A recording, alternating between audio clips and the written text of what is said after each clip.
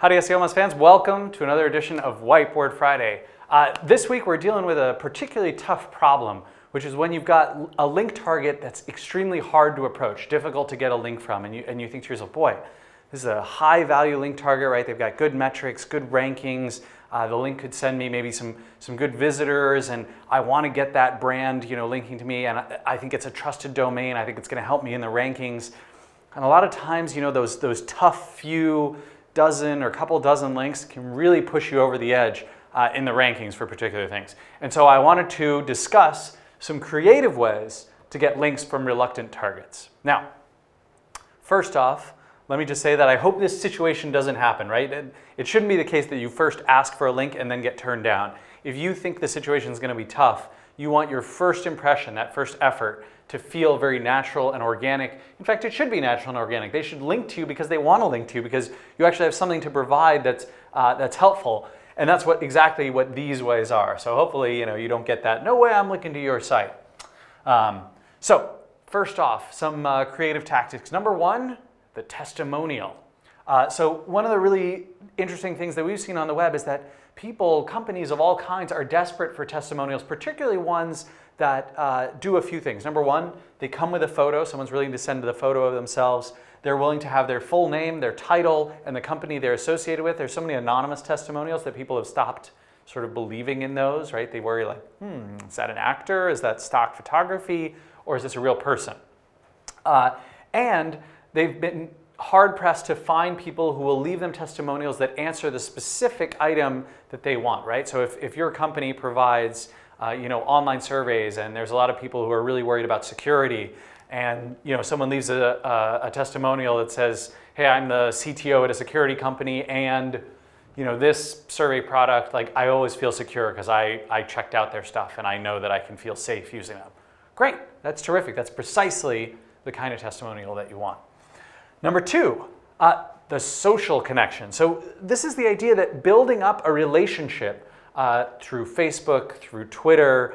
Twitter's particularly powerful for this in building professional relationships. So is LinkedIn, right? That by retweeting your target, by following them, by engaging with them in conversation regularly, by commenting on their blogs, by participating in their communities, you can make yourself known and typically build that relationship that will eventually lead to the link. The great part about this is you're getting way more than the link. If you think this is a brand that can really help you, a person that can really help you personally and professionally, this is a great thing to do anyway. And that's the case with a lot of these, right? If you really endorse a brand, being able to say nice things about them is a great way to pay it forward and hopefully get some of that in return. Doing this social connection is a great way to build up that relationship. And the next one, the in-person connection, relies on just the same philosophy, methodology. But the idea being that you go to the places where you know your target audience is going to be, the people that you're trying to get links from. You go to those conferences, you go to those events. Even if you think, well, they're not customers, they're just sort of people that I want to partner with. If they're people you want to partner with and get links from online, they're probably people who talk to and mingle with and can help your business in offline ways as well, right? And this is exactly what the search engines are trying to mimic with their link graph. So going to these events, right? Going out to dinner, I don't know why it's one of those medieval long tables and they're both at two ends, but yeah, I guess not quite as friendly a dinner as I thought. Picking up the check, right? These are great things, right? When two people reach for the check and you say, no, I got this one, but maybe, just link to me sometime on your site. Great, great way to end a conversation, and the person will always, oh yeah, sure, no problem. A link, you pick up the dinner, great. It's a $25 link, $50 link, easy. Well, depends on which bottle of wine you get, I suppose. Next one, the press piece. So interestingly, and probably not surprisingly, when press writes about you, when they say particularly nice things about you, and they do interviews of you, or they have you on a radio program, they interview for a blog or those kinds of things, and you can mention that third party, right? Like, link to the target over here in that blog post where you're getting interviewed, mention them in that radio interview, talk about their business a little bit. It feels very, very selfless to them, and it's very likely to get you that link. And the mention of you in the press, right, whether it's a big press piece or an industry press piece or just a blog press piece, is also one of those things where when you ping them and you remind them, hey, we were in this press piece, oh, and I talked about you and those kinds of things, it's very, it fulfills that mentality of, is this a trustworthy business, right? This builds enough trust to where the linking target can feel like, oh yeah, linking to them is probably a really good idea anyway, because they're a solid, solid brand, solid website.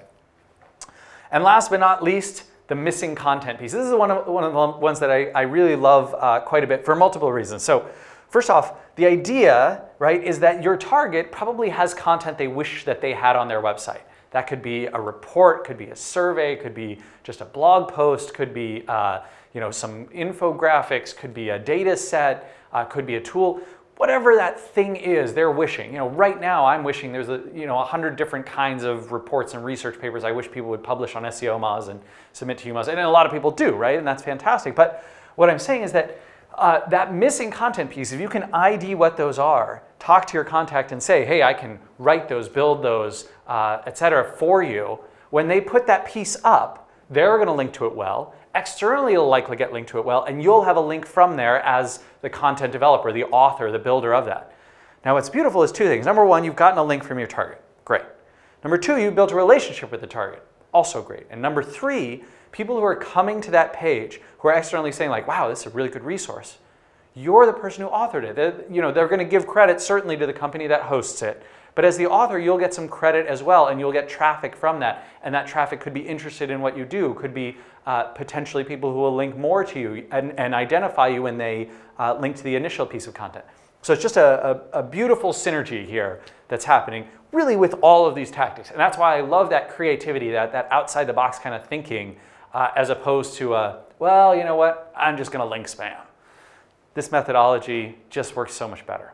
All right, everyone. Hope you've enjoyed this edition of Whiteboard Friday, and we will see you again next week. Take care.